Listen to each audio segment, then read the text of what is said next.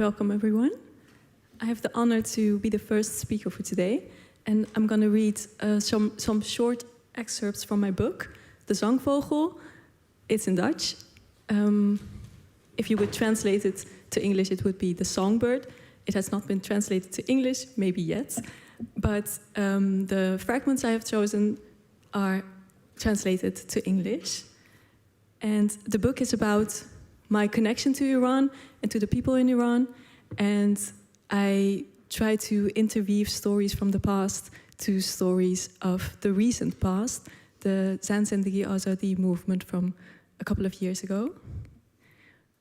The piece I'm going to read now is a story from my father. I write it from the perspective of myself when I am in Iran at the Meydan Shuhada, the Martyrs Square, where on the 8th of September 1978, Shahrivar, a protest broke out, and it was a defining moment in the history of Iran. I chose to read this excerpt because I think it might give you an insight in what people might experience when they go outside to protest.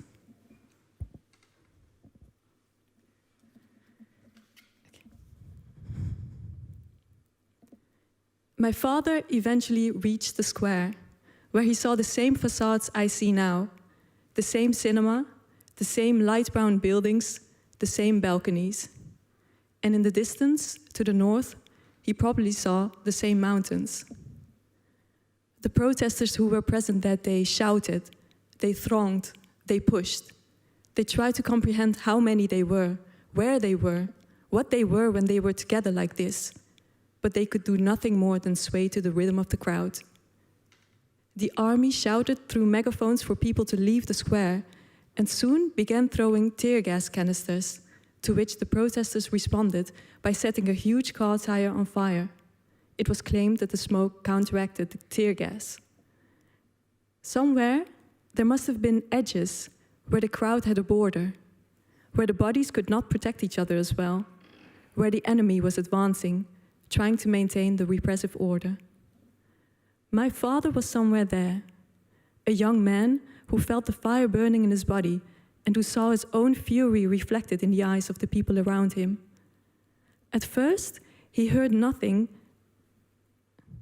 but the clamor of all those other voices and the helicopter that kept flying over. But suddenly, a number of soft bangs caught his attention. It was as if someone was setting off small firecrackers in quick succession. Somewhere nearby, perhaps about 10 meters away, my father saw people falling. He didn't understand what was happening, couldn't work out why they had suddenly lain down on the ground. That bewilderment was shared by others, until a boy with his arms wide open stood up, walked forward, and roared to the crowd. "They killed my brother! They killed my brother!" Only then did it dawn on them that they had heard gunshots. Only then did they see the blood, the convulsions, the eyes rolling back. Only then did my father understand that, right before his eyes, the soldiers had decided to shoot, that they had resorted to killing. And, the protesters being as tightly packed as they were, the bullets had found their targets straight away. At that moment, chaos broke out. My father described the one-sided battle scene to me, and later, I tried to look up photos of it. Not many images exist, but one picture I came across remains vivid in my mind. A few soldiers stand in the foreground, their backs to the photographer. They are holding their weapons, the barrels pointed straight ahead. In the distance, about 30 or 40 meters away, the outlines of a battlefield can be seen. Groups of people with piles of sandbags in front of them. No, wait, they are not sandbags. They are piles of bodies. Perhaps they've been laid on top of each other to form a blockade. There are dozens of them, stacked as if they were mere objects. Behind them is another row of soldiers. Somewhere between the first shot and the moment that this photo was taken, my father must have got away. Along with about 9 others, he ran into the main street, the one now called Shahrivar, and headed north, soldiers in his wake. He and his impromptu comrades, whose names he did not know and never will, grabbed stones and loose objects like bins to hurl at their attackers or to smash the windows of banks, the institutions which managed the state's money. They weren't afraid, only furious. They got further and further from the square and were eventually driven apart. Meanwhile, the soldiers managed to regain control of the streets. They positioned themselves on all sides of the square to prevent the protesters from regaining access to it. There, on that square, blood was still gushing from the wounds of the dead and injured. In history books and testimonies, I've read that vehicles arrived to take everyone away. The deceased went one way, the wounded, who would now become prisoners, were driven another way. Then trucks with water tanks appeared. The army washed away all the blood that had seeped into the asphalt, making it disappear into the open gutters that run throughout the city. Years later, stories circulated that people saw the red water and thus understood what had happened on that square. Thank you.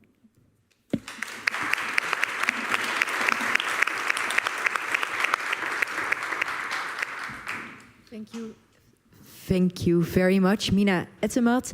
And good evening, everyone, and welcome to Imagining Iran After the Mullahs. We're very glad that you are all here. And tonight we will not only reflect on recent developments in Iran, but also place them within a broader historical and political context. What does this moment represent? How does it relate to the past? And perhaps most importantly, how can we begin to imagine a future beyond the current regime? And to open up the space of reflection, Mina Etemat just read from her book, The Zangvogel, or The Songbird in English. And this is a literary memoir about Iran, memory and guilt. And she will read twice more this evening. And the book is for sale, and I very much recommend it, knowing Mina's work. This evening is part of our MENA Voices series. It's made possible with the generous support of VEFONS. My name is Iante Mosselman. I will try to guide you through this afternoon. I'm saying evening, but it's because it's so dark here. Afternoon. There is a live stream, so there's also room for questions at the end of this program. But if you do not want to be present at the YouTube channel of the Balie for eternity, then it's best to keep your question to one of these fantastic speakers for at the bar later on.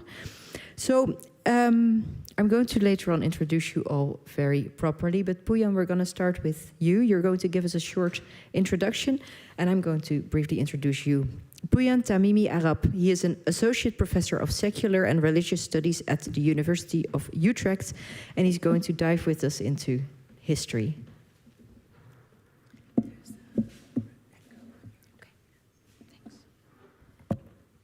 Thank you. Okay. Iranian society today is secular, diverse, and dissident. For both left and right, the idea or ideal of Iran has become incommensurable with an Islamic Republic. People demand an end to the theocracy and its many detested institutional features, among which the subjection of women stands out. So in the coming minutes, I present a chronology of Iranian protests, focusing on women's protests, as one way to approach the question of how we got here. The path to the chant, "We don't want an Islamic Republic," goes far back to the mid-19th century, when the Babi advocate Tahir Qurratul Ain removed her veil and called for women's emancipation. She was executed, reportedly, by strangling her with a veil, the symbol she had removed in protest. The 20th century began with a clash between clerical objections and women's demands for education and political rights. Under the first Pahlavi monarch, Reza Shah, unveiling was declared official state policy from 1936 to his forced abdication in 1941. According to historian Abbas Milani, Reza Shah's views were patriarchal, but he understood that modernization required women's education. Under his successor, Mohammad Reza Shah, women gained the right to vote and serve as judges, and male domination in family law was restricted. Despite the authoritarian nature of the then imperial state of Iran, possibilities for women expanded. I think it's wrong to say that the Pahlavi monarchy and the Islamic Republic are two sides of the same coin. While the last Shah, according to Pahlavi historian Roham Alvandi, had some 3,000 people killed between 1963 and 1979, the Islamic Republic killed many more in one night this January. By living under clerical rule, Iranians have learned to appreciate Spinoza's view the hard way, namely that theological political hatred is the summum odium, the greatest hatred. Women's legal gains were dismantled after the 1979 revolution, when one of Ayatollah Khomeini's first acts was to impose the hijab on all women. On International Women's Day that year, unveiled women marched, met with the thuggish slogan, "Either cover the head or receive a blow to the head." The majority complied under such threats, while the country, engulfed in war with Iraq in the 1980s, witnessed the most enormous emigration wave in centuries. Political opponents were mass executed. Under these circumstances, deceit became the fabric of society. Why would an entire state apparatus police women's hijab if it were truly voluntary? But one can live a lie only so long. From the 1990s onward, Iranian women resisted Islamic dress codes in small but persistent ways, such as revealing hair beneath headscarves. This is a story of continuity, continuous calls for gender equality and democracy, but also of bitter generational disputes. Millennials and Gen Z often criticize their parents and grandparents for participating in a revolution they only know as Islamic, not Iranian. This was so in my experience as a refugee child growing up in the Netherlands. My dislocation heightened an allergy to stories of incremental progress within the Islamic Republic, stories that noted women's rising university enrollment without emphasizing rising suicide rates, murder within families, drug abuse, poverty, and other indicators of nihilistic despair. These stories' ideological commitment to reforms risked overlooking women who refused to abide by that logic. The psychiatrist Homa Darabi is such a woman. She lost her university position in 1994 as punishment for refusing to wear the mandatory hijab. She then publicly removed her hijab in Tehran's Tajri Square, poured petrol on herself, and ignited it, crying, "Death to tyranny, long live freedom, long live Iran." She died the next day. Hers was an extreme solitary act. But a decade later, collective efforts emerged, such as the 2006 1 million signatures for the repeal of discriminatory laws and the Stop Stoning Forever campaigns, which did not openly call for a secular political system. Nevertheless, even those peaceful activists were imprisoned, flogged, exiled. When the compulsory hijab became the target of protesters' fire, Darabi's self-immolation acquired new meaning. Homa Darabi died by setting herself on fire, her elderly sister explained to a journalist. But years later, from her ashes rose a phoenix, not one, but thousands, who mourned Jina Mahsa Amini, resisted mandatory hijab, and revived Homa's name. By remembering, also through empowerment campaigns targeting Western audiences, such as #LetUsTalk in 2021, in which Iranian women shared images of their youth under compulsory hijab, those raised in the Islamic Republic are rewriting their history. The turning point in mass defiance of the regime came with the crackdown on the 2009 Green Movement, when protesters challenged election fraud with the slogan, "Where's my vote?" Bloggers had already carved out freer spaces, but smartphones, YouTube, and Twitter turbocharged digital activism. Videos of the senseless killing of bystanders and the crushing of dissent were now instantly shared, showing millions the face of 26-year-old Neda Agha Sultan as she bled to death after being shot. The regime's brutality not only subdued the protests, but ended hopes for reform, compelling women in the 2010s to escalate dissent by making the compulsory hijab its focal point. Let's see, one is missing. This one, it's here. Artistic images of unveiled women appeared, such as a picture of a woman with blazing red hair uncovered sitting in a gender-segregated bus. A campaign calling for an end to mandatory hijab emerged already in 2012, launched by a group called the Liberal Students and Graduates of Iran. These were not merely staged realities. In 2013, I witnessed the changing atmosphere when I visited a friend in Tehran. When we studied at the New School for Social Research in New York, she had sounded indifferent, even opposed, to directly challenging compulsory hijab. But now, she reasoned, there was no way but to confront it. So when we boarded a gender-segregated bus, she stood next to me, her hair uncovered.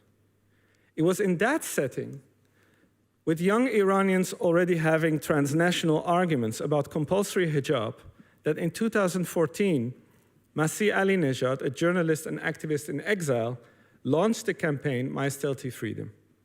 As women uploaded hundreds of photos unveiled, an image surfaced in 2015, later etched into collective consciousness. Unveiled schoolgirls protesting compulsory hijab, making a V sign. In 2017, the campaign evolved into White Wednesdays, encouraging women to wear white headscarves or none at all as a symbol of resistance. By the end of that year, activist Vida Mowahed made a defining gesture. Standing on a utility box on Tehran's Revolution Street, she waved a white hijab on a stick in peaceful protest. She inspired others to do the same. They were arrested, prosecuted, and accused of promoting corruption and prostitution, understood as a broad accusation of sexual immorality. And to be accused in such a regime is to be guilty. According to its Kafkaesque logic, guilt is always proven. Protests erupted in 2017 and 18 over rising poverty, with protesters calling for regime change. In 2019, a young woman, Sahar Khodayari, self-immolated after being arrested for trying to enter a soccer stadium. In November that year, the regime cut off the internet for the first time and killed at least hundreds, according to some accounts, over 1,000. The crescendo of women's anger was unmistakable. This time, this picture is from 2019, unveiled schoolgirls photographed themselves flipping the finger in front of a school board inscribed with #No to mandatory hijab. Shared on Instagram pages such as Fuck the Islamic Republic, such gestures of repugnance went beyond a peaceful V sign. In 2022, the regime doubled down on hijab enforcement and instituted a national Hijab and Chastity Day. Women responded with the campaign, Hijab be hijab, no to compulsory hijab, urging open rather than stealthy civil disobedience by refusing the hijab altogether. Then an incident caught on film went viral. On a bus, Sepide Rashnu, a writer and painting student, was physically harassed by a zealous woman in a chador for being unveiled. Rashnu was arrested, hospitalized with internal bleeding, and forced to deliver a televised confession of her sins. Weeks later, Jina Mahsa Amini, visiting Tehran with her family from Sakres in Kurdistan, was arrested and beaten by the so-called guidance patrol for allegedly wearing her hijab improperly. She collapsed in detention, went into a coma, and passed away 3 days later. Women discarded and burned the hijab, cut their hair, and demanded an end to the Islamic Republic, chanting Zan Zindagi Azadî, woman, life, freedom. Schoolgirls went yet another step further, now giving the finger directly to pictures of the Islamic Republic's founders, Khomeini and Khamenei. In the first months of the protests, the hashtag Mahsa Amini broke records seen by hundreds of millions worldwide. Over 500 people were killed, including now over 70 children as well in 2022 and 23. Those figures are now dwarfed by the massacre in response to what is generally described as a national uprising, and also as a revolution for the lion and sun, a reference to Iran's flag under the Pahlavis, and before that, with calls for the return of Reza Pahlavi, the son of the last Shah.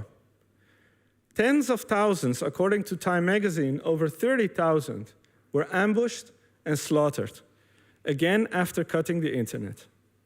The haunting image of people cheering as they stood before a burning mosque, chanting, Iran, Iran, marks an irreversible step. They no longer wish to live a lie. They dream of a future freed from religion, for many not just a break with this regime, but also with a much older religious tradition. Yes, Iran is diverse, but Iran's mass secularization in the information age is a seismic historical shift, a once-in-centuries event. Notwithstanding disputes among the Iranian left and right, I would go so far as to say that in both their plans for the future, expressed, for instance, by a feminist collective that published an Iranian Women's Bill of Rights, and by Pahlavi's team, which wrote an Iran Prosperity Project Plan, this secularity is coupled with gender equality as a cornerstone, an ideal that opponents of the Islamic Republic aspire towards. Whatever form the Iran of the future takes, it will be secular, it will be diverse, it will be dissident, but it will also be modernist, shaped by positive patriotic and also exclusionary nationalistic sentiments of sociability. It will be pro-Western, and women will play a significant role in shaping that future.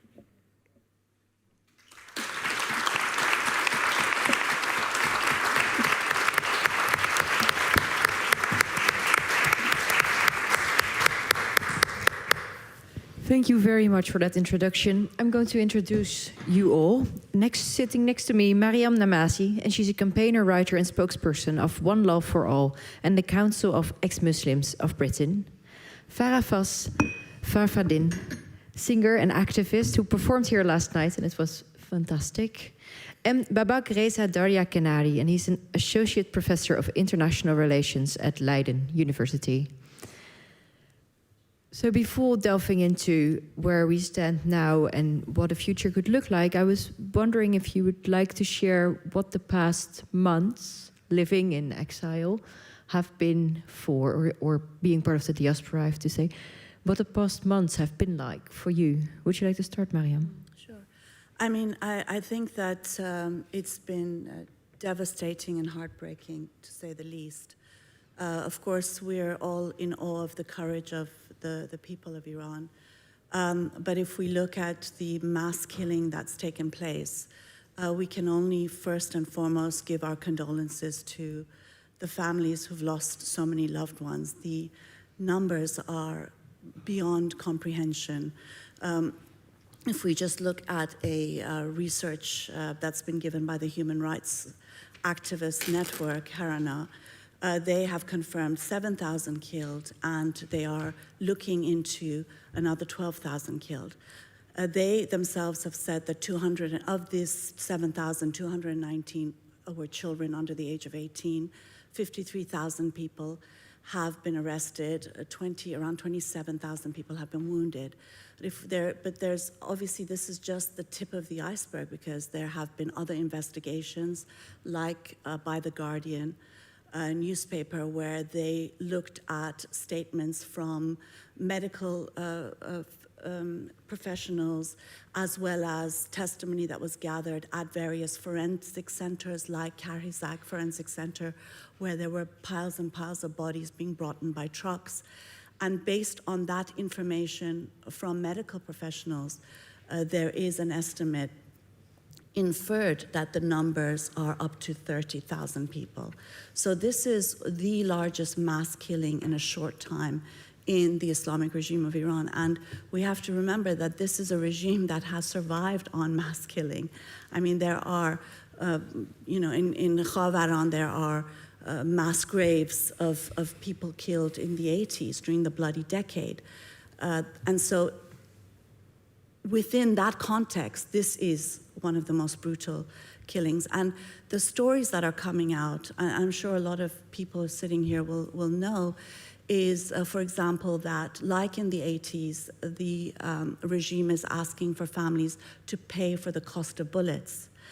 And there is one really heartbreaking video of a mother who is breaking down and asking forgiveness for her son that she's burying, and saying, "I'm sorry, I had to say that you are a Basiji because we're too poor to pay for these bullets, and we had to do that in order to be able to take your body back."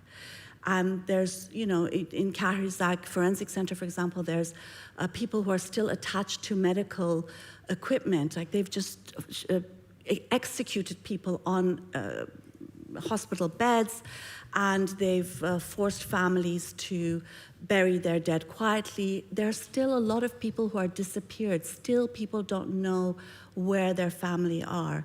And there's story upon story of this nature. So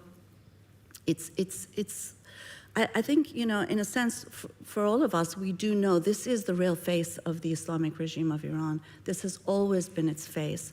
And while it's hidden behind various propaganda, this is exactly what this regime is and what it represents for people in Iran, and why a vast majority of people do not want an Islamic regime anymore. It is brutal, it is inhuman, and it needs to go. But I think it needs to go by the will of the people, and not from either bombardment from abroad or engineering from above. We'll get to that. But first, Farafaz, I want to ask you, because you lived there you've moved away 7 years ago. How have you been looking at what is happening now?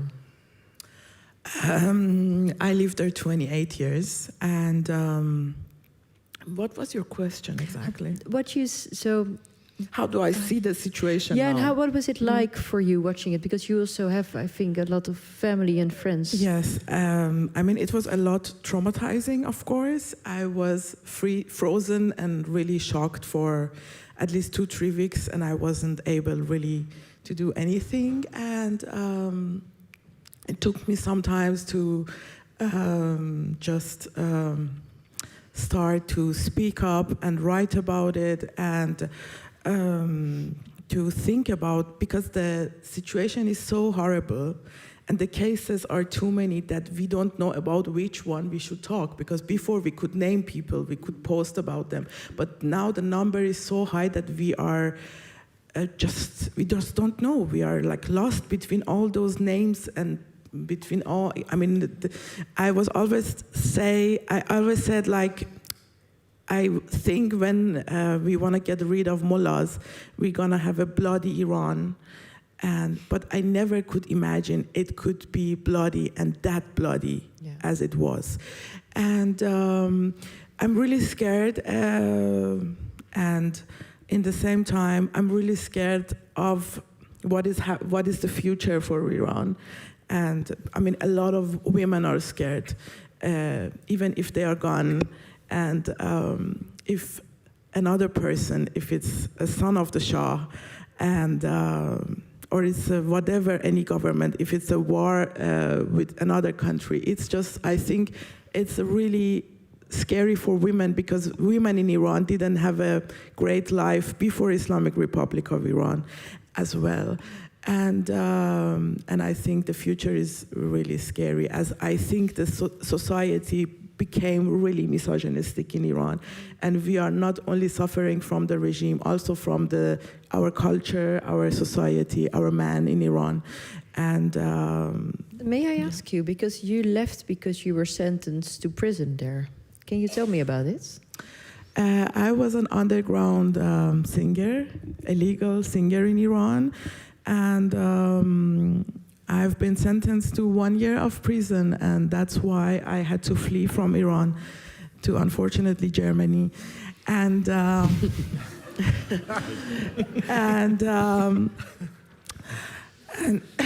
and then that's why I'm living in Germany now.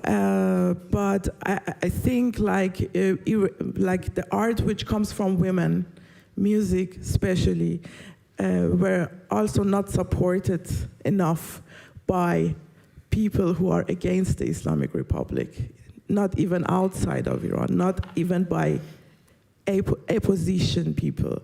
And we were just ignored by decades. And it is really sad, but we are not giving up. Yes. And Babak and Boyan, maybe also this question, but also to ask, did you see this coming? Were you expecting something like this to happen, or was it a surprise? Babak, you start. Yeah. Thank you. First of all, thank you for organizing this. Always we hear that what we can do for Iranian society in this type of situation. I think having these type of talks and panels are very helpful. Also, and I reflect on this before talking about my experience. Besides, my name is missing. I want to talk about about the photo that you use here. It's a very strong photo, and my wife is an art historian by training, so I need to reflect on that. This is a very strong photo, but something is wrong with this photo. And the photo is took in Toronto, Canada. And many brave Iranian women and men, they are fighting in Iran under heavy repression. And I think if we want to talk about them and tell you a little bit about them, I think when we are choosing the photos, we should be careful, at least choose a photo that represents them, not someone in Toronto. Point taken. Yeah. Regarding the experience, I think most of us, specifically, I know Puyan for a long time with Ammar Maliki. They have been doing this wonderful survey that they have been running, and we could see people are not happy. The secularization wave is there. We could look at the survey that I'm also running. I'm also seeing, I can talk a little bit more about that later. More specifically, we could see the patterns of dissatisfaction and grievances that people have. I published a paper 1 year ago as a result of how the food security is going on in Iran based on the data that we have from Household Families. About 25% of Iranians cannot afford to eat meat over 1 year. That's a very, very awful situation regarding food security that we are talking about. So absolutely, we were expecting that. And in social movement literature, we say that structurally there are some factors like political issues, social issues. They are all there, but also you need a trigger, right? So the killing of Mahsa Amini was one of them. Now the depreciation of currency was another trigger that started the protest in the bazaar, which is a very classic stronghold of mullahs for a long time. Regarding the experience that I have had, the last time I was in Iran was 2012, so I have been away for a long time, but my family all live there. And of course, it's difficult for all of us, as Mariam very nicely explained. It's devastating to see all of these news. As Farah said that during the Mahsa Amini, we were seeing, okay, this new person got killed. We see some posts and Instagram posts about them. So after 2 weeks, it got to stop. We didn't see new faces. After 40 days, we are still seeing new faces, new stories. That is very bad. So that's not something that it's not a good situation for Iranians, but I want to add 2 points to wrap up and give it to Puyan. The first thing is that I think that is hard for me. And the other hard thing for me is that how Western media is covering the news from Iran, right? So I think silence or censoring or distorting what's happening inside of Iran because it doesn't fit their narrative. They don't want to see that Iranians are protesting an Islamic regime, right? It's so hard for me. Puyan and Ammar for a long time have been showing that reformist idea is gone. And then NRC goes and finds someone on the other side of the ocean in the US who has a family relationship with the Ayatollah and interview them and say that, no, it's just some economic issues. Iranian wants to do reform, right? So these type of biased coverage of news are very, I would say, sad for me. And it's as difficult as handling that, seeing that you are living in a free country, free world, why your ideological biases or probably laziness doesn't allow you, do not allow you to cover the news. And if you see, the last point, if you see Iranians are standing strong, they are not crying, they are not showing sort of weakness because we, outside of Iran and inside of Iran, we promise each other to be strong this time because there is no turning back this time. Mm-hmm. We lost at least 30,000, the numbers are going up. So we are going to stay strong until we can topple the regime, and this would be the last time that we will dealing with them like this. Yeah, so your question was, did you see this coming? Yeah, but maybe you can also elaborate on the, because I think it's very interesting what you say about the media and the coverage. Have you noticed that as well? Oh yeah, that's a, do also we have in the Netherlands how as many well? hours do we have? Oh yeah. Oh yeah? Oh yeah. But I actually promised myself that I wouldn't get into this reactive mode of, you know, saying who is wrong. Okay. We can talk maybe about it later, but I just wanted to reiterate a point that Mariam made, namely that although we can not, you know, when exactly something like this, like a massacre happens, is maybe something that you cannot predict. It's not. It's indeterminate, and people are always responsible. I do believe that it is possible that somebody says, no, we will not do it, right? But having said that, I think she's right to say that this kind of violence is what the regime has always been. Mm-hmm. And I think many people who experienced the mass executions of the 1980s and fled, for example, to Europe, they had this view for a long time. But then when the reform ideology in the late 1990s came up, that was, I think, a bit ignored. Mm-hmm. And also, of course, a completely new post-revolutionary generation was, being brought up. And I remember vividly how in 2009 there was a kind of misunderstanding, a transnational misunderstanding between people like me and students who had just come from Tehran. I remember how students from Tehran were genuinely shocked that the regime would kill people on the streets. And I was like, what do you mean? This is what they are. Mm-hmm. And I think some people had to go through a long process of sort of disillusionment and loss of like a disappointment, political disappointment, before they came to the conclusion that this is a kind of regime that will massacre people. Yeah. And they have, of course, also in the foreign policy in Syria, massacred people. So it's not, you know, they have done it in Iran, they have done it in Syria, and so it should not surprise us that they will do it now. Yeah. Mariam, you wanted to react? Yeah, I mean, can we comment on some of the... Yeah, of course. Yeah, because I'd like to raise a couple of issues. I think one of the things is that was raised in your really comprehensive talk.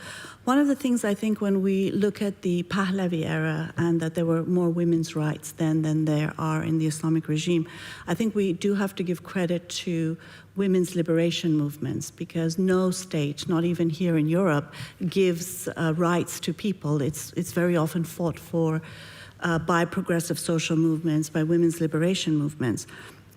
And so I think credit has to go to those movements in the same way that education of women is very high in Iran. That's not thanks to the Islamic regime of Iran. That is thanks to sort of the protests and the demands of people in the country. The other comment you made about people blaming those of us who, you know, for supporting the regime. It's our fault, our generation. Well, I was only 13, so maybe not me, but the fault of those who fought in the revolution. And it kind of reminds me of, in 20 years' time, if there's an authoritarian monarchy in power, we could blame this generation. It's all your fault, you know, that this happened. And I think we have to also understand that, first of all, Iran is very diverse, it's plural, and also that what people fight for is not necessarily what they get. I mean, from my perspective, the Iranian Revolution was not an Islamic revolution. It was co-opted and taken over by an Islamic movement. And if we remember that this happened during the Cold War, that was a time when US foreign policy encouraged and supported and even armed Islamist groups in that region. The whole point of the Guadeloupe conference, for example, was to say that they prefer a green Islamic belt around Iran rather than they had given up on the Shah and they decided that they wanted that. So I think we also have to recognize that there are huge differences of opinion, including today. You know, not everybody wants Pahlavi. Lots of people don't. I'm putting my hand up here, I definitely don't. And there's a plurality, and if we're talking about unity, it's unity in principle, not unity in obedience and under one strong man versus another strong man. So I think that's an important point. And also I want to say, when we're talking about Western media bias, look at the Iranian diaspora media bias. I mean, Iran International and to Manoto, I mean, the bias is so skewed towards Pahlavi, and anyone who doesn't want him is, the slogan is death to leftists, death to mujahideen, death to mullahs. I don't agree with the mujahideen. I'm a leftist. I don't agree with mullahs, but I definitely wouldn't promote the death for anyone. I want a society where there is no death penalty, where there is no torture, where there are no political prisoners, and when there's equality for everyone, women, minorities, sexual, ethnic, religious, and so on. So I think we have to recognize that, you know, it's very nice. Iran International is very nice for those who like that sort of engineering from above that's taking place. It's not very nice for the rest of us. And just one last thing I want to say. It's hugely concerning to see the shift from this 2022 movement for Azadî that started in Rojava, a feminist revolution in Syrian Kurdistan, that brought women in the center of politics, that said you cannot free a society without women's freedom, to now having that completely dismantled. There's no mention of Zinjan Azadî in any protest now outside. It's all about Javid Shah, long live the king. It's all about bring back the king. You don't hear freedom for political prisoners. You don't hear about stopping executions. It is very worrying how this shift has taken place. It scares me as a woman, as a human rights activist, as someone who wants to see a free Iran and doesn't want to see supreme spiritual leader being switched with supreme leader. Thank you.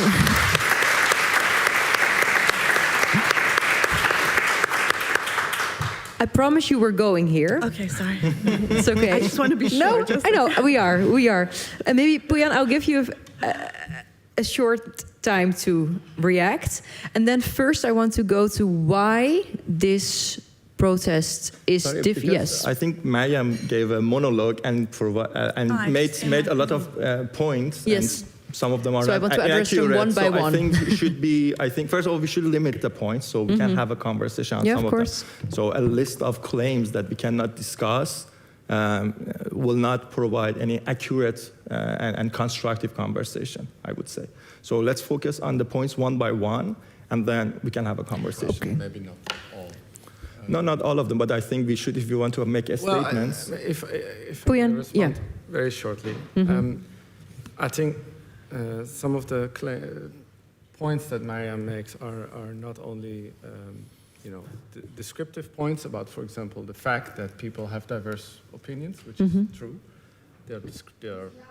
Oh, sorry. I'm saying that it's not just right. It's not just that Mariam made descriptive points about the facts, so the fact that there is political, ideological diversity in Iran, but it's combined with her own normative, let's say, political view, and that's fine.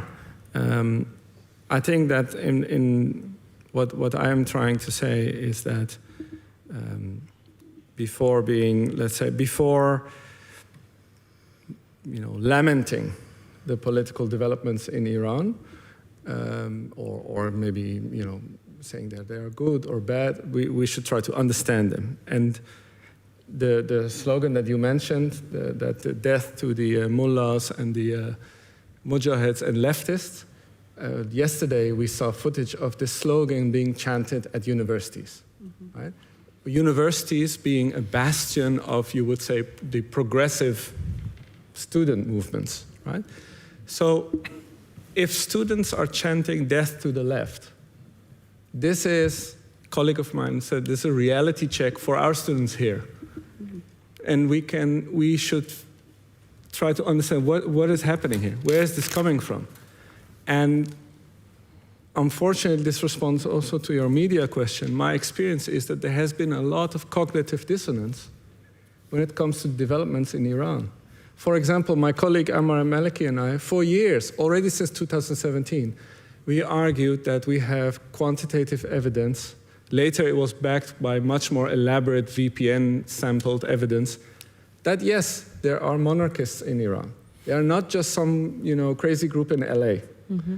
There are monarchists in Iran, and they represent a very significant group who, for whatever reason, are supportive of Reza Pahlavi. And what happened is that we were censored, accused of being monarchists, and so on.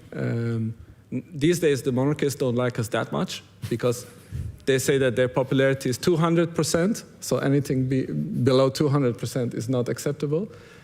But this is a kind of cognitive dissonance, right? And also the word diversity, I completely agree that we have to accept the fact of pluralism.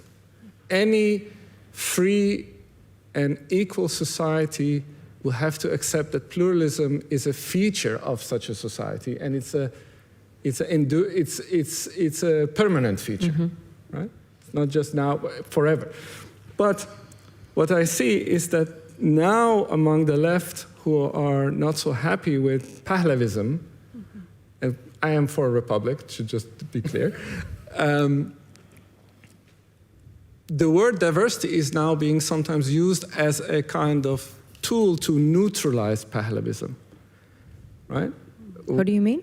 So that when this Pahlavism was not visible on the streets, mm-hmm. and people like Ammar said, you have to accept political diversity, he got the comment back that, that's a rechtsframe, that's a right-wing frame, mm-hmm. right?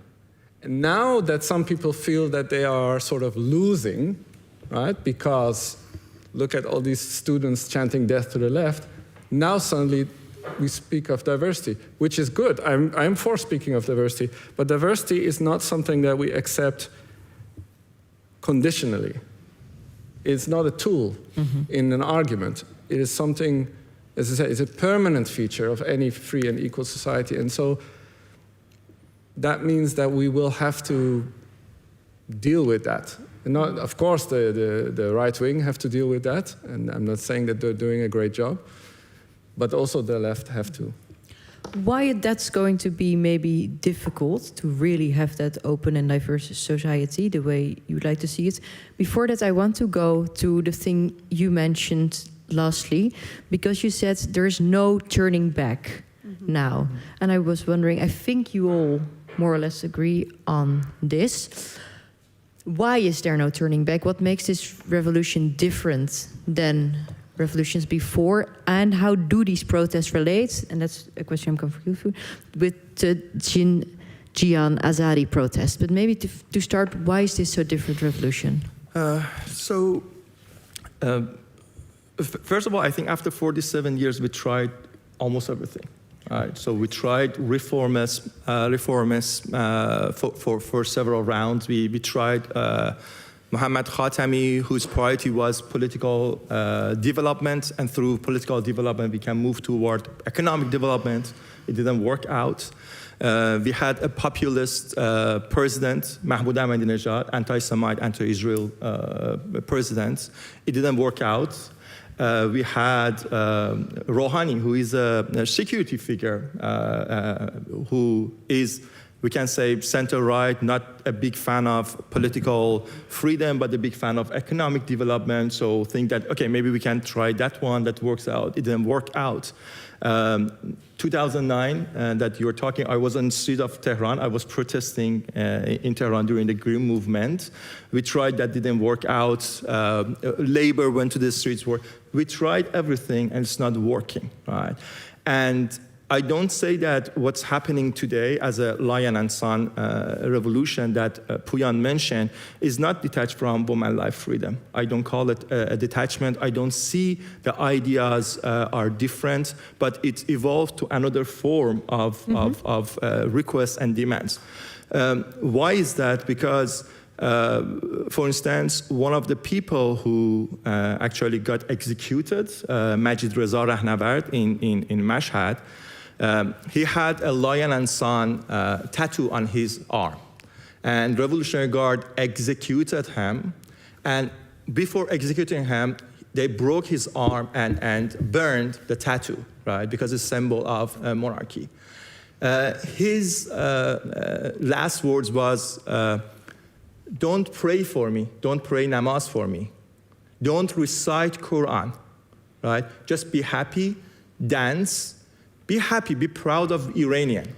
40 days after the recent wave of massacre, yesterday, 2 days ago, we see that many people are dancing, not praying, not reciting Quran on the grave of their lost ones, right? So I don't see that we are detached from the woman life freedom movement. Actually, it made us better people. I have numbers, I can talk about it. I have precise numbers and did what we call it experimental survey. And one of my focuses using conjoint experiment was that to ask whether Iranian wants to have women's rights at the same situation, women's rights promoted, and the third option was women's rights, equal rights for women, constitutionalized in the next constitution of the new government.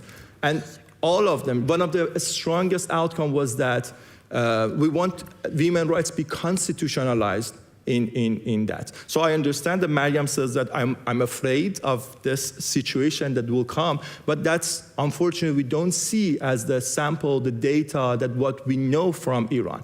Actually, they are very in favor of promoting the idea of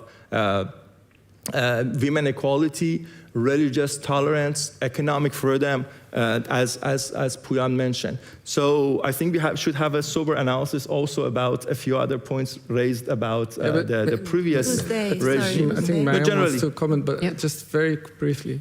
I think you can both have points that are valid. So I do see also in Gamon's data, you see that there is a threat of illiberalism, of a kind of tendency toward let's have a strong leader who can, get the job done. There is a threat, but at the same time, I think that's a transition. The people also have but that's a transition. They won't have, instead of having collective transitional leader, they want to have a single leader. That's not what I mean. I just mean that there is also, you mentioned misogyny. There is also evidence for misogyny, but at the same time, there are also ideas, also among monarchists, for women's equality. So I mean, I don't see it really, but fine. Okay, it's a big difference. Yeah.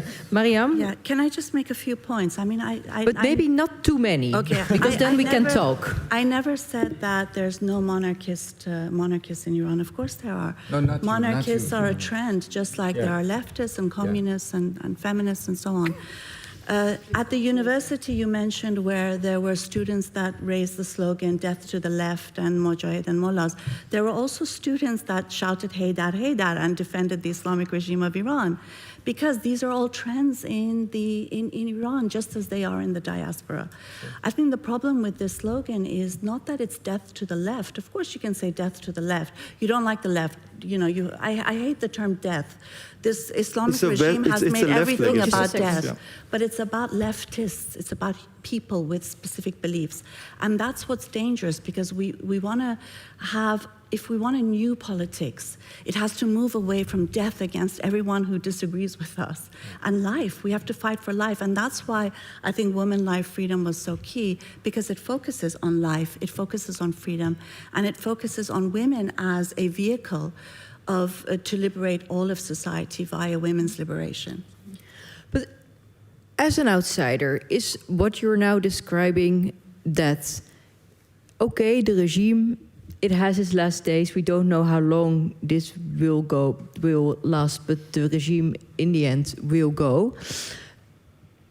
But there's a huge problem, because the different groups that have different opinions, some would want the son of the Shah back, some would want another country after that, another group in power, and they really don't want to do and reform together. Is that what I'm hearing? Maybe you have. Farafaz? Who doesn't want to reform? How do you say this in English? that there's a lot of polarized groups who will not make it into a peaceful democracy because because their views are too opposing to walk together.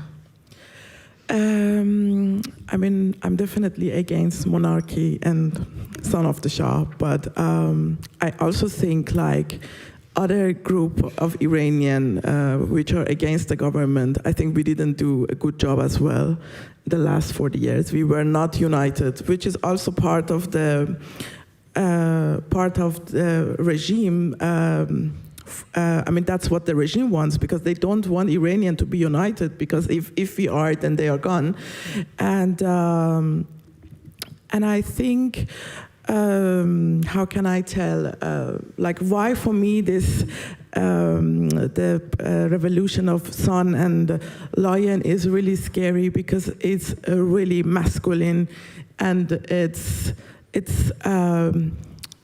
the leader of it, it's a man who I see him as a misogynistic man, and who's all of his advisors are really misogynistic, scary man to me, who are attacking and bullying all the feminists on social medias, and who wants to be the leader who has not a woman in her, almost no woman in his office, how can I say, and he walks always with two really scary, like really misogynistic artists, one in his right hand, one in his left hand, who are singing about rape culture all the time.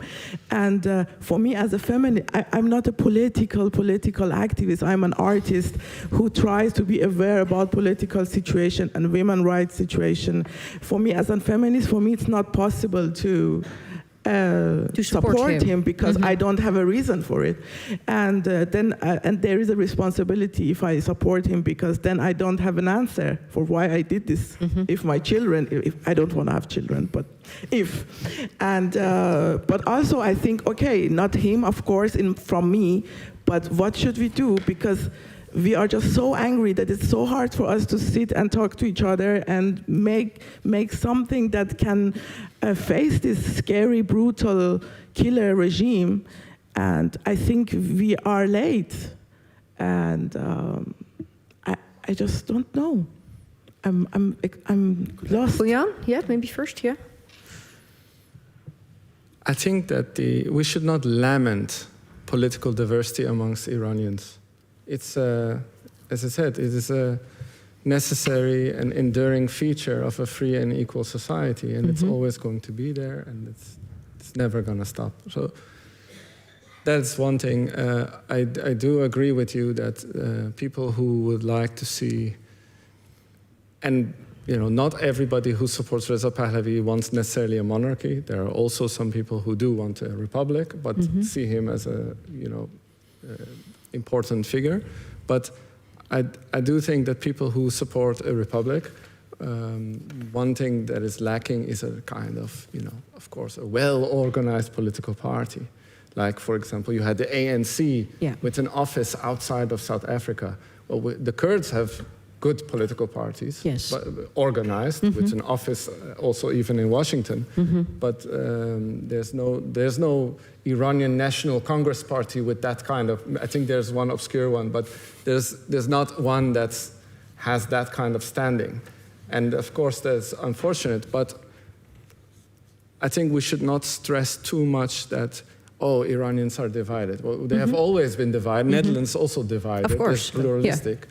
And I think if you look at the Gammon data, you do see, again, I'm not for a monarchy, but you do see that Reza Pahlavi has enjoyed a significant social, support.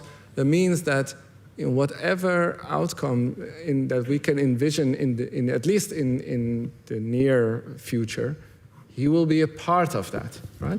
And I think the worries that you have about misogyny are entirely correct. I think that is true. I mean, there are many signs for that. There are also, if you look at the context, basically you look at the context of these people around him, you say, oh, they're misogynist. And I think that's an accurate assessment. If you look at the content of what they are writing, I think there are also signs that are more hopeful. You see that they do in Pahlavi, in his plan, we can talk about later, they do spend a lot of words on promoting gender equality, also for LGBT groups. But yeah, it's not my ideal. Maybe I can explain why it's not my ideal, and then I'll stop talking. Mariam mentioned just now life, right? The importance of life. So what does Pahlavi's team do? They say, okay, we want woman life freedom. They have it in their plan. They mention woman life freedom. But next to it, we also have man homeland prosperity. Okay. Yeah. And it's the problem with that, I think, is that woman, I think, is in a sense more primary in the Iranian context, theocratic context that I explained, with the subjugation of women being a central feature of that. But also, I think that the value of life is somehow more, it should be considered more primary than a kind of nationalistic value. And also freedom, I think, is more primary than economic development in some way, although it's all important. But also what I'm worried about, putting man homeland prosperity next to woman life freedom, it sort of, again, relegates women to the private, whereas man is associated with homeland and prosperity, which is the public. And so I'm not saying, I mean, we have very serious concerns with these plans, but they should, come together and have this kind of debate. But they don't. They don't, no. First Farafaz, and well, then they you. do to an extent. I think we should go on the round, right? The turns, I really see. Because I don't see equal. But Farafaz can go first. But No, I don't want to say anything really special. I just want to say, Okay, Farafaz, yes. men are fighting for microphone. no, we are not fighting for a microphone. I think we should have equal or this gender parity, so have equal opportunities. There are many. I'm trying. No, I'm trying. I am. I am absolutely trying, and I think I'm doing. No, you can of course speak. Of course. Yeah, so I know that it's getting to personal attacks on me. I understand that. I can handle that. But let's stay on some elements and talk based on the facts, right? So there are experiences and there are attacks on a large number of Iranians who got killed on the street of Iran, right? And there are a lot of attacks on those who are protesting every week on the streets of Europe. Those students who are protesting in the universities in Iran, right? So we should have a sober understanding of what's happening instead of just reflecting and having normative arguments, right? You talk about it's polarized. It's not polarized. The survey, Gammon shows that, and my survey, also a recent survey, shows that 75% of Iranians want to have full regime change. Yeah, but that's not polarized, of course. No, Exactly. I understand that, but that's we stated that in the beginning. I go to the next point, right? So the next point is that I ask about all of these political figures that we have during the Women Life Freedom. They sat around a table, right? 8 figures. Who is the most trusted person among you?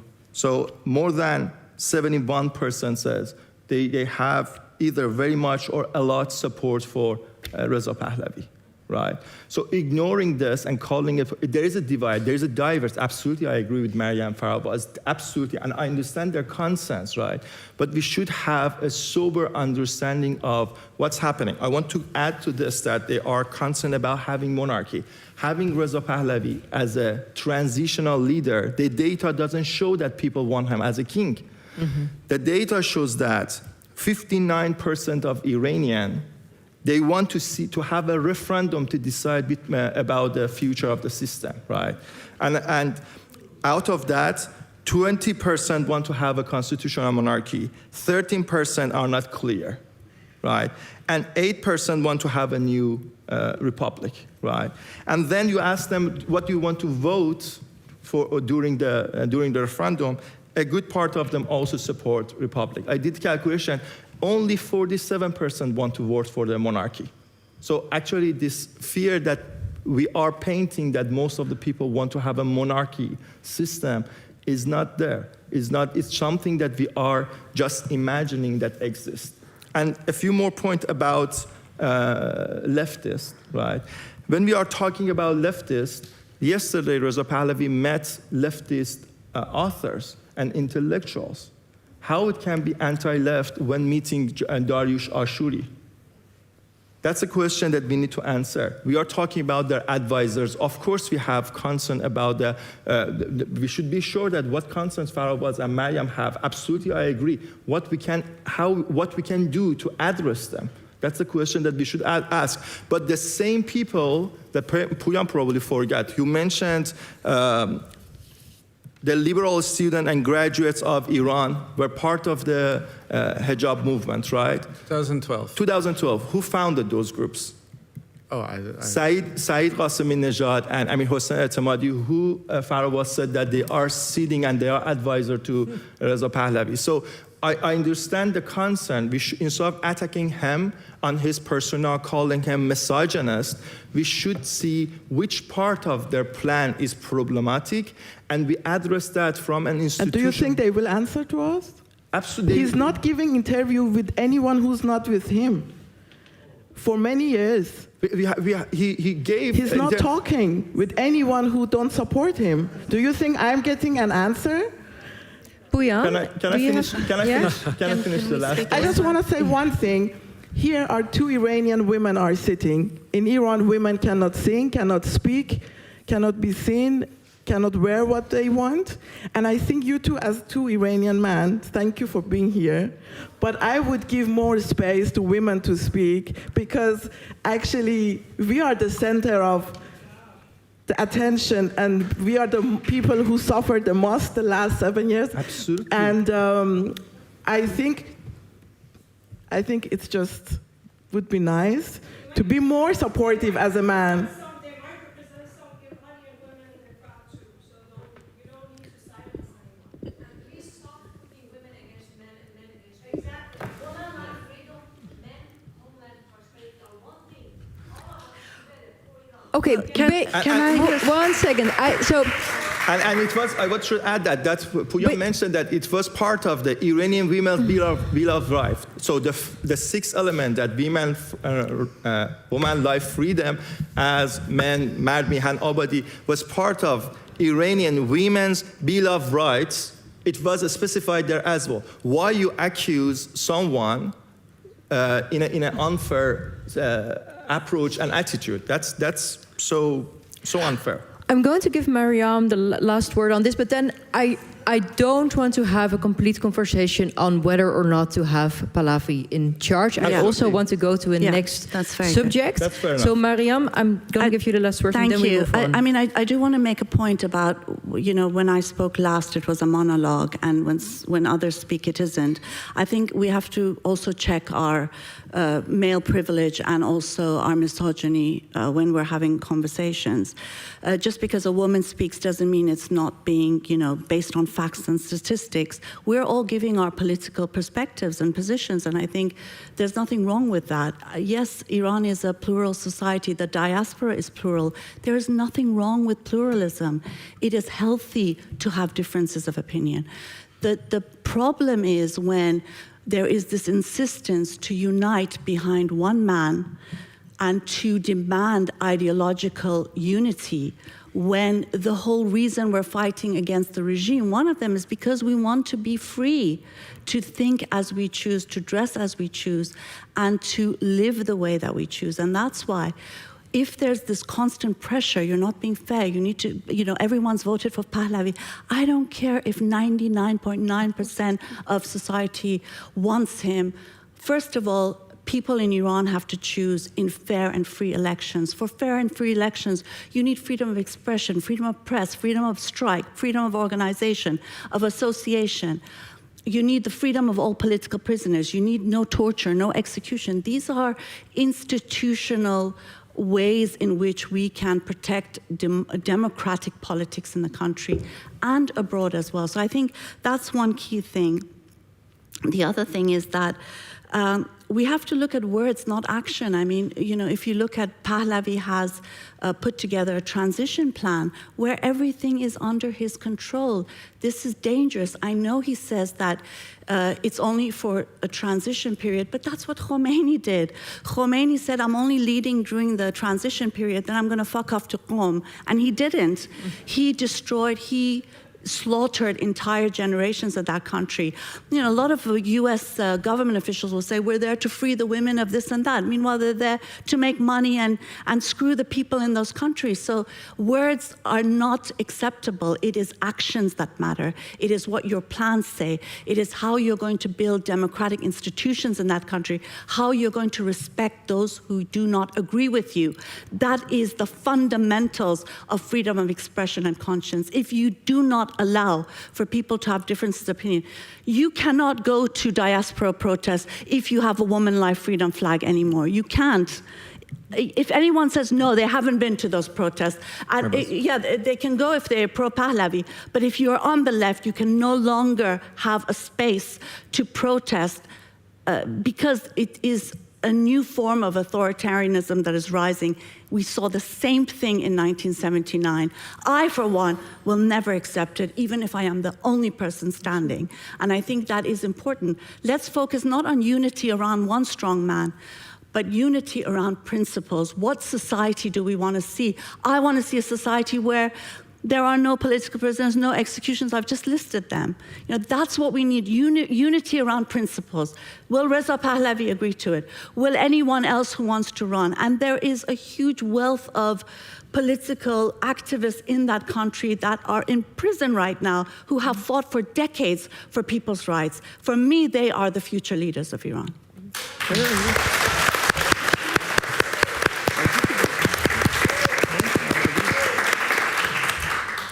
We're going to have a short break, and I'm going to ask Mina Etemat to read. And then there's one subject, and maybe I can introduce that now, because I want to talk about the countries surrounding it and the possible interference of the USA. Another topic to disagree on. We're not going to do it for the rest of the afternoon, but I do think we can't go on without addressing this. But please first, Mina, the floor is yours. Okay, I think this will add perfect to what you said.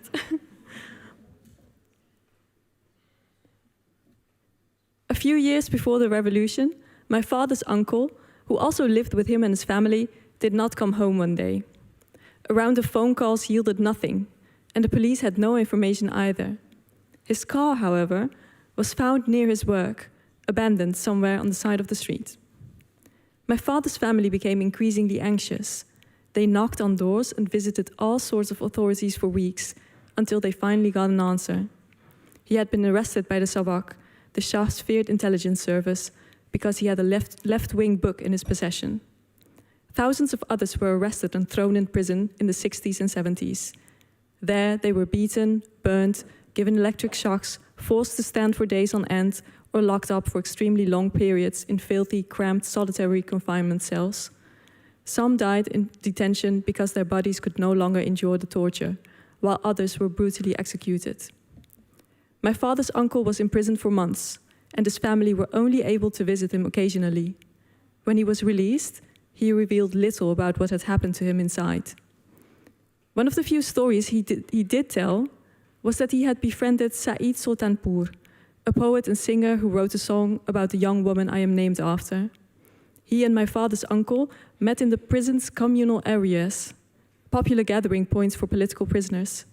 The Shah was probably aware that while his fear tactics of arresting people left, right, and center worked to a certain extent, they would also produce the opposite effect. Discontent with him grew. For example, among young men who saw their uncles end up in prison. You could see the 1979 revolution as a mirror, with certain events either side of that point being repeated in identical form on the other. Of course, there were differences between the dictator on the pre-1979 side and the one on the post-1979 side, but at the core, the ideologies of both come down to enforcing power through repressive means. The Savak was never even really dismantled. There is evidence that many of its employees went to work for the newly established Savama, which conducted itself in the same way, even though its leadership had been replaced. So-called dissidents were still being tortured and imprisoned. Some died in detention because their bodies could no longer endure the torture. Others were brutally executed. One day, my father's youngest brother, my uncle, did not come home. The 17-year-old had been distributing some newspapers for an opposition movement, which was reason enough to arrest him. He was imprisoned for more than 2 years. His family could only visit him occasionally. When he was released, he revealed little about what had happened to him, because during his imprisonment, he had lost his grip on reality and began living in a delusional world. He had developed schizophrenia. And I have to say, Puyan, I do agree with you that the dictators on both sides are not two sides of the same coin, but in the context of this book, I hope this makes sense. And I wanted to read this part because I was curious about what you all thought of how we can ensure that when someone else comes to power or some other people come to power, they do not commit crimes. But I don't know if you want to answer that or maybe you want to go on to the next subject.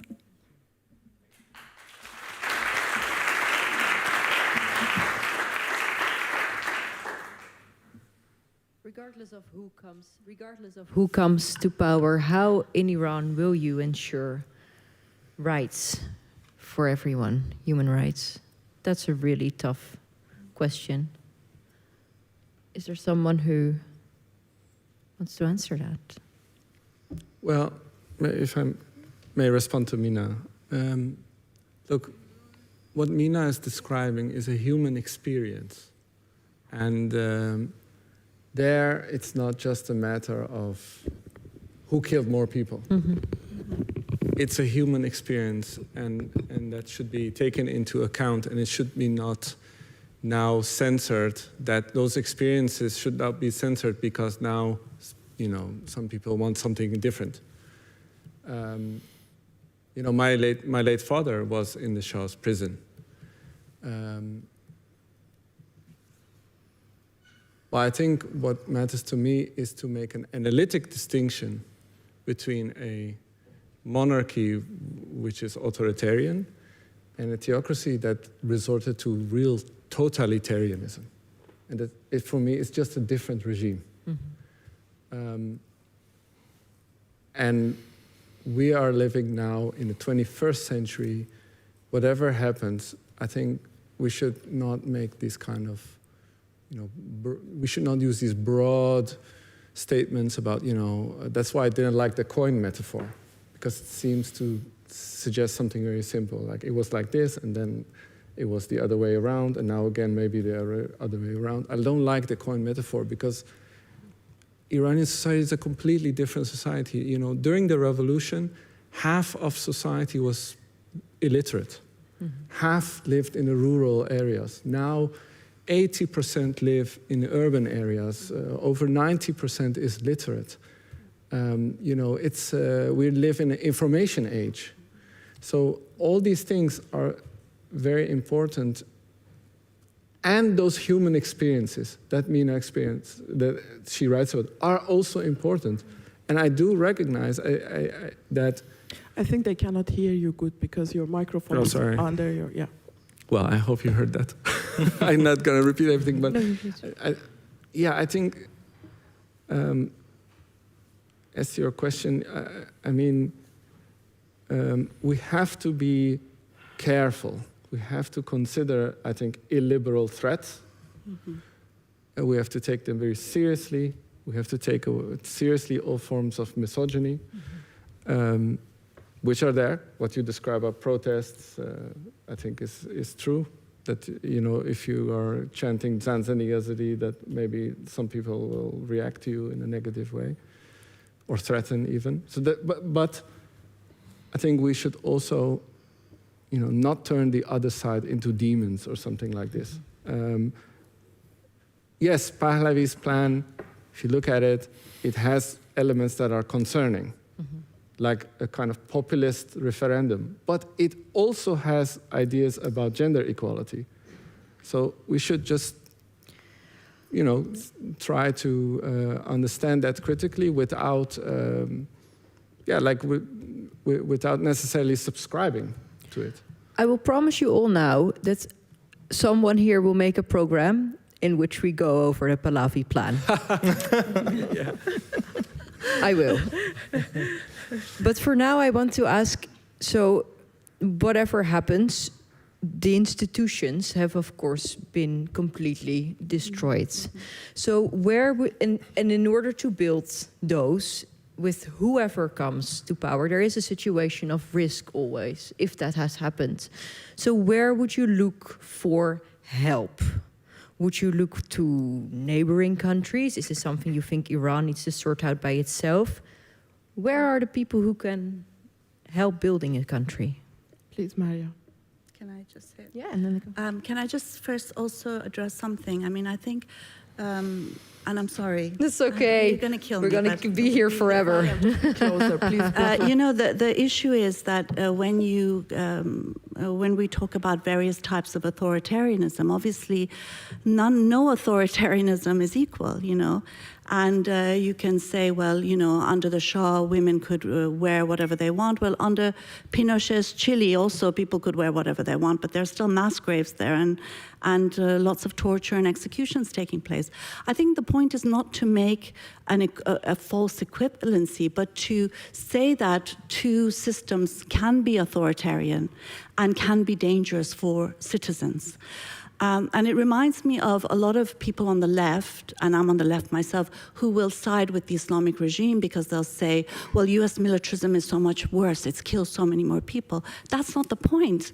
The point is not, you know, we're not weighing how many people they've killed so we can side with the one that kills less. The point is not to side with either of them and to say that, you know, this is dangerous for Iranian society. For me, the backbone of a democratic society is the civil society that exists in Iran. Why are all the labor activists, the women's rights activists, the anti-death penalty activists, the children's rights activists, the activists who are calling for example, children's rights, an end to feminists. The feminists, the women's rights activists, why are they all in jail? Because they are a structural as well challenge to this regime.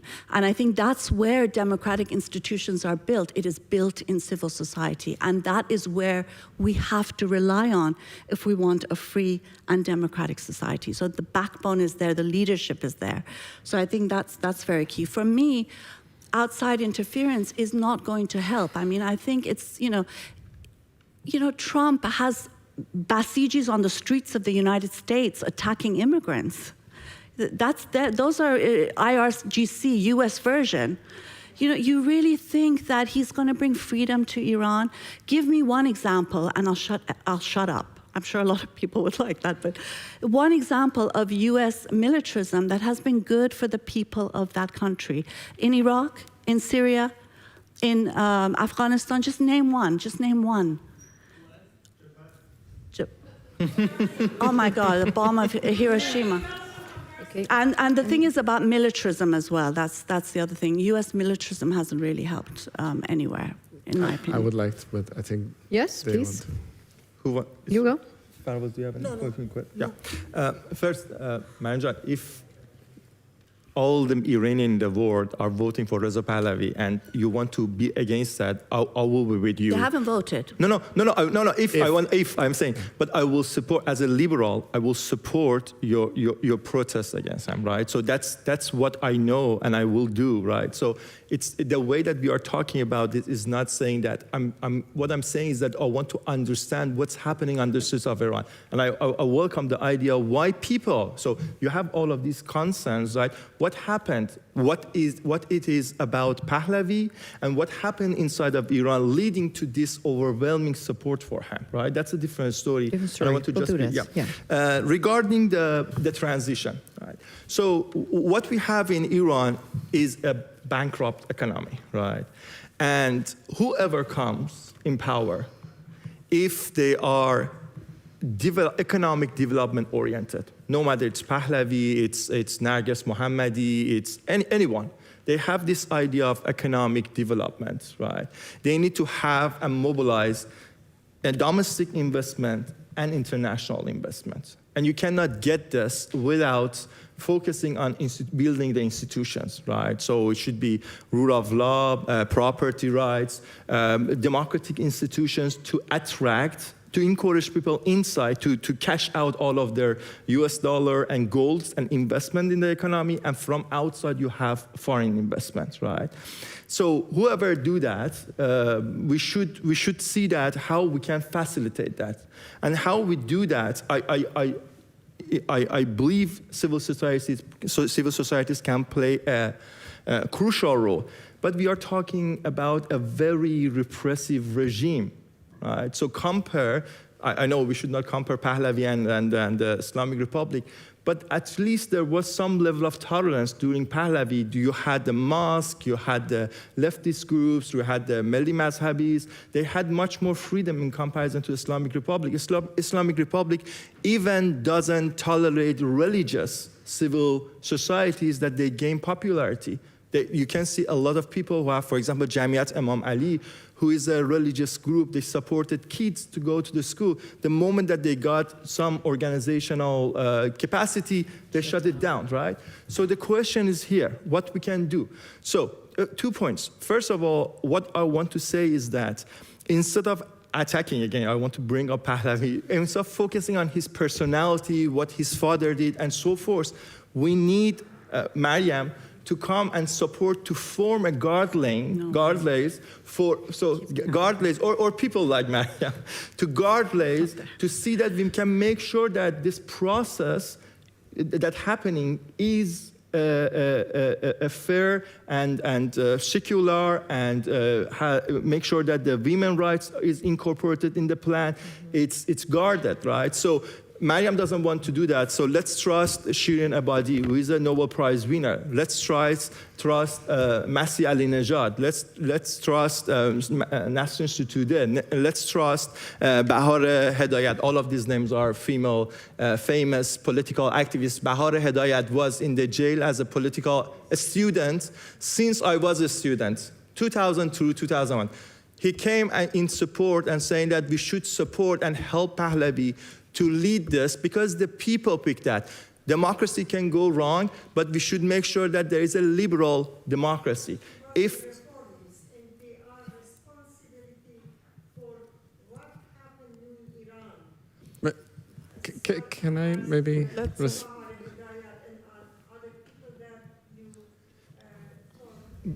if I can wrap it up, is it okay? Or Okay, wrap it up very quickly. Then I'm going to Jiyan, and then I'm coming to you. yeah. So Yeah. just quickly is that definitely my parents were leftists. Pooyan parents were leftists. Maryam was leftist. That person is reformist. That person is Islamist. That one is mujahid, and so forth. So how we can see that, right? People understand what you see here is not reflecting what's happening on the streets of Iran. In the streets of Iran, you see that when they are shooting at the people and someone is injured, they don't ask you, say Javid Shah so I save you. They take their hand and they go there, right?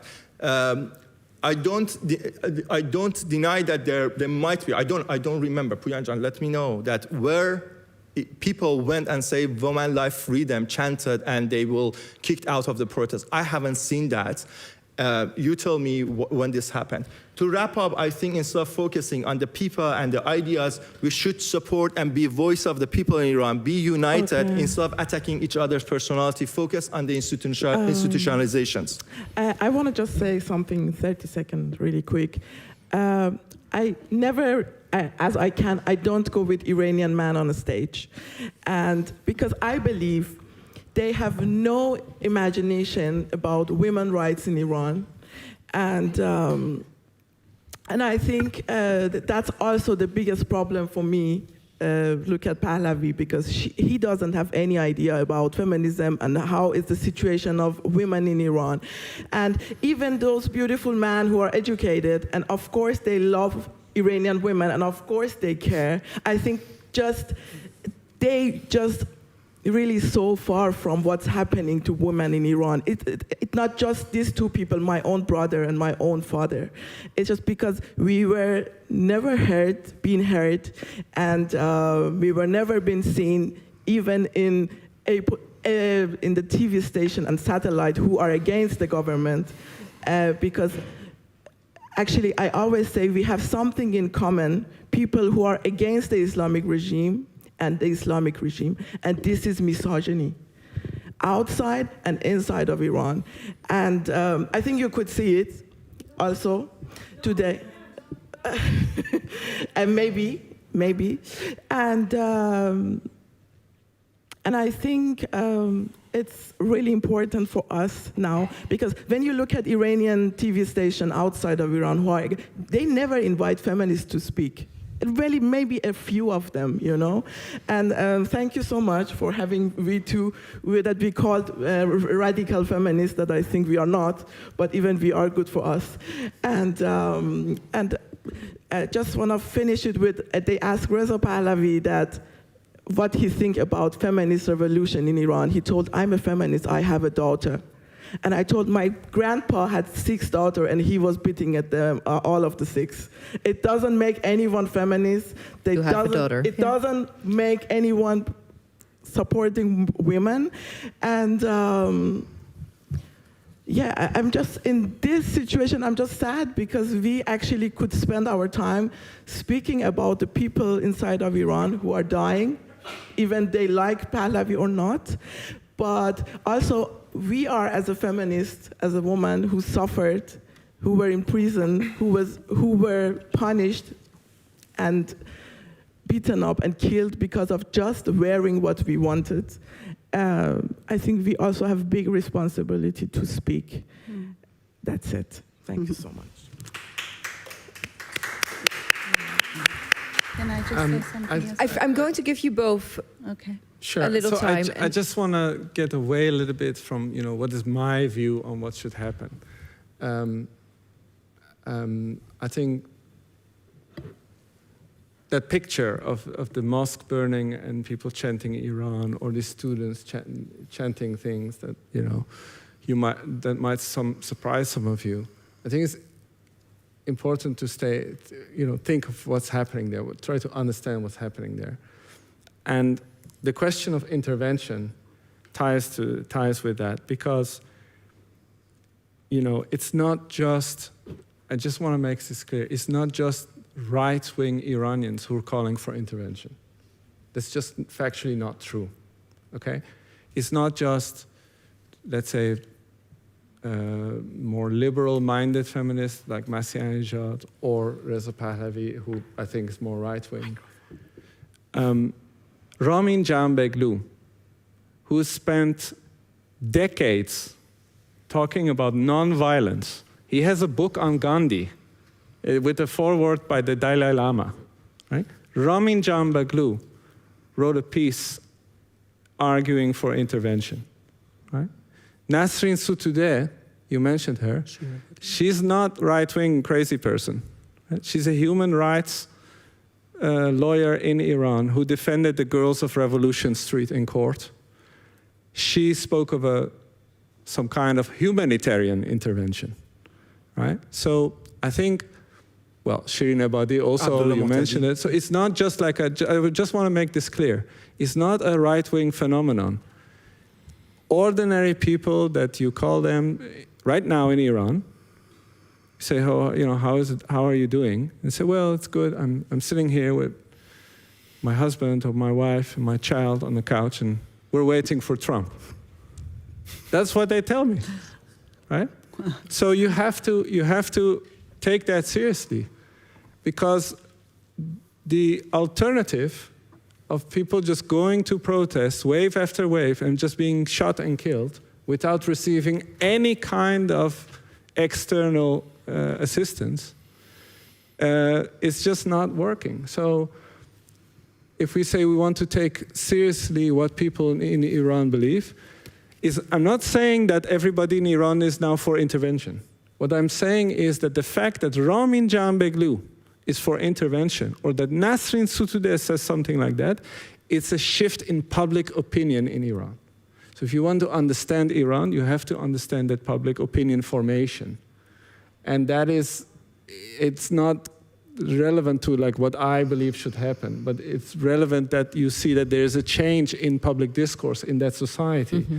And I think that this is a change that's going much faster than many maybe people in the West can process. Mm-hmm. Okay. Yeah. Mariam, last word. Yes, Yeah. I mean, I think, look, obviously people change their opinions. Shaheen Najafi used to write about workers and liberation, and now he's, a fascist. It happens, people's politics change, and people have a right to their opinions, of course. That's not the issue. The issue is, look, Western governments have always supported this regime. Let's be clear, because for them, it is about money, economic interests, and how they can squeeze any country dry for its resources. So if they are so concerned, now they want to take their armada and bomb Iran, why don't they shut down its embassies? Why don't they arrest, instead of giving red carpet treatment to Iranian government officials and protecting their embassies? We had a protest where we wanted to throw women's hair on the embassy. The police stopped us, saying it's going to distress the embassy officials. So instead of protecting the regime which they have, so let's if we really want to talk about what Western governments need to do, inviting them to UN. Iran is on the UN Women's Rights Commissions, and given the red carpet treatment and given diplomatic protection. None of them are arrested for their crimes against humanity, and they come and speak here day in and day out. So if we're going to talk about real intervention that needs to happen, it's on the political side and completely isolating politically the regime. The Iranian people are going to overthrow this regime if they stop supporting it. I think that's one issue. The other issue is that you can't trust personalities. I'm sorry, I don't care how nice you sound and how nice you tell me you're going to defend my rights. I want to see a Bill of Rights that I can rely on. What do you promise? Not me, but the whole society, even people I disagree with. What do you promise? What is your project? What is your program? If your program is that everything comes under you in the transitional process, which is what Reza Pahlavi's transition document says, if you're going to set up a separate security apparatus right away, and so on and so forth, that doesn't give a lot of us a lot of confidence. And if you say, I'm just going to lead the transition, you have the right to veto everything during that, and you're going to let people decide there's going to be a referendum. That's exactly what Khomeini did. There was a referendum. Do you want an Islamic Republic? Because he led the transition. 99% led the transition.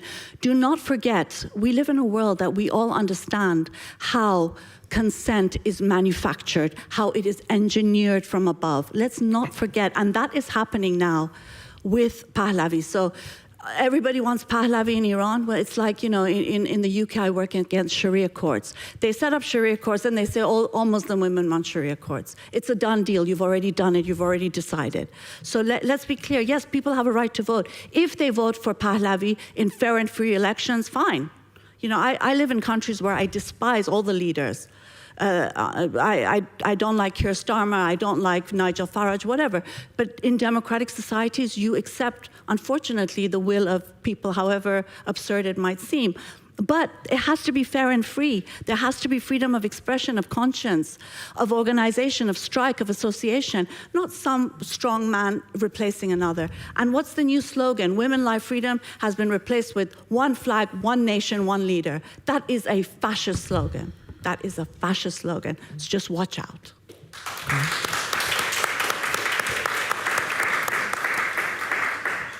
Thank you all already for being here and for disagreeing and for thinking out loud. I know it's very, yes, I know it's also difficult, but I am very happy that you want to have this conversation here. I'm coming towards you, and I'm going to be very strict in what is a question and in what is not, because I think discussions we can really do at the bar. So I'm going to have room for 2 questions, because we're already quite late, and they really have to be a question. And I see two hands immediately rising. I'm a bit conscious, so is it a question? Is it really short? Then I'm coming towards you both. Really short. Thank you. Mrs. Namazi mentioned that when Puyan said students yesterday at the university, they chanted dead to left, you mentioned that some other students chanted Haydar, Haydar. For non-Persian speakers, Haydar, Haydar is an extreme Shia slogan referring to a Shia imam, I guess.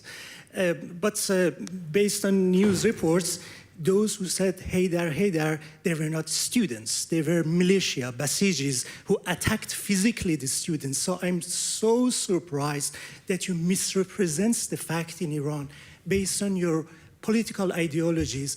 And this slogan of them to, I'm against that to any group, but this slogan was not created overnight in Iran. People are witnessing misrepresentation of facts in their country from the beginning of this movement, when ultra-left professor Dabashi, who teaches at Columbia University, he mentioned Mossad are among the protesters. So what's your point to misrepresent the fact they were not students, they were militia at the university yesterday? Thank you. Listen, I don't have the time of day for Dabashi and any of these leftists that will make any excuse to support. Look, my point was this. Look, in the same way that I think a vast majority of people are anti the Islamic regime of Iran. And as I said, the monarchists, the leftists, the feminists, the social, everything, there are various trends in Iranian society like everywhere else. But of course, there are also Islamist students. Of course, there are also... Okay, but there are also students that are Islamists. There are also women that are Islamists. You know, we talk about women, life, freedom, and a feminist revolution, but there are women who arrest other women and act as a morality police and impose the regime's laws. There are women in the Iranian Majlis that will vote for the stoning to death of a woman. That does not necessarily mean just because you are a student, just because you are a woman, just because you are gay, that you will automatically have progressive politics. And that's the point. The point is that it is a diverse society. We have differences of opinion. How do we all live together? How? How can we even return? Can some of us even return? Our dream is all to at least go and visit our families, right? How can we return? How can we all feel safe even though we don't agree either with the state or with each other? My point is that we cannot rely on another strongman. That's all I'm saying. And I'm saying that we need to focus on creating an environment where it is basic principles that we all agree on. that we're against execution, we're against political prisoners, that we want freedom of expression and conscience, so that I, an atheist and ex-Muslim who hates Islam, can also be, go and live with and see family who are Muslims. But we have this understanding. This is what happens in Europe too. There's so much polarization, but still people don't have to worry about getting killed because they don't agree with each other. In Iran, that's the situation we have. Are we, dictatorship after dictatorship after dictatorship, for how much longer? Do people in Iran not deserve to live in a society where we can not respect each other's views, but respect each other as human beings? And that's my problem with death to the left. Death to leftists, marg bar chapi. It's not marg bar chap, it's bar chapi. And when you say death to human beings based on their belief, there is something fundamentally wrong there. And we have to understand that. So even I'm going to go to another question. I think it's clear. Another question. Yeah. Thank you so much for your time, all. What I wanted to ask is we never really got to discuss the mechanics of the next couple of months or a year, like how, with or without foreign intervention, we can argue which is the right way. It doesn't matter at this point. I mean, every person that is potentially going to die until this regime falls, like, it just breaks my heart. How do you guys see this moving forward? Like, how is this actually going to happen? Because protesting on the streets, I don't know, is that going to do it? Like, they're just going to get shot at.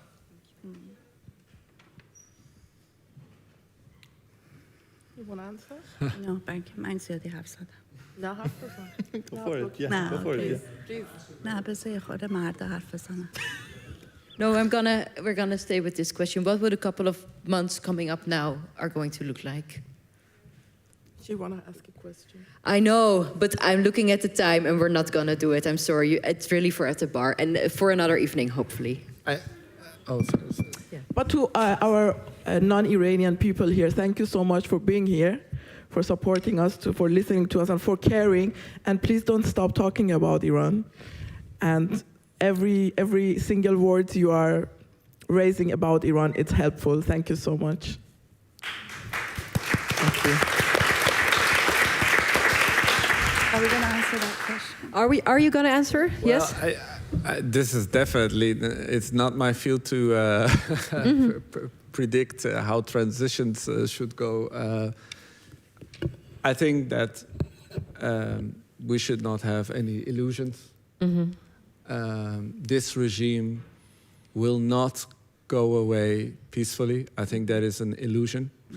So that is something that you have to process. If you don't accept that, you have to process. What does it mean to say that this regime will not go away peacefully, at least not in the short term? And another thing is that I genuinely learned a lot by reading statements of there are various statements you call for action, like what do different Iranians want? Just try to spend some time reading their plans. We spoke a lot about Pahlavi. There's also an Iranian Women's Bill of Rights. It's also not perfect, right? It also has elements that might, some people might think is concerning and others think is great. And try to understand these things. Try to read, even if you think it's silly. I mean, just like the Pahlavi plan. It has a reference to Brexit as the model for transition. Yeah, exactly, right? But if you read further in that plan, another chapter, which seems to be written by another person, you get a really completely different text. A text that speaks about the autonomy of universities, the importance of social sciences, humanities being freed from the power of the state. And it's interesting, right? I'm not saying you have to subscribe, but read these different plans, like the Iranian Women's Bill of Rights, or, for example, this Pahlavi team, or there are these great interviews, in Persian, for example. Yesterday, I listened to Sima Sabet speaking with Muhtadi, the leader of a Kurdish political party. It was a 1-hour conversation, very nuanced, very interesting, before, kind of jumping and saying, this is, no offense. I mean, obviously, if you think that something is women fascist, are emotional. no. If you think something is fascist, obviously you're going to have a strong response to that. I'm not against strong responses, but I do think that it's also good to, take the time to expose each other to our different views. Yeah. It was very heated, which is very logic considering what's at stake, of course. So I want to thank you all very much for being here. I want to thank you for listening. I hope to see you again soon. I need a week to recover, but then... Thank you.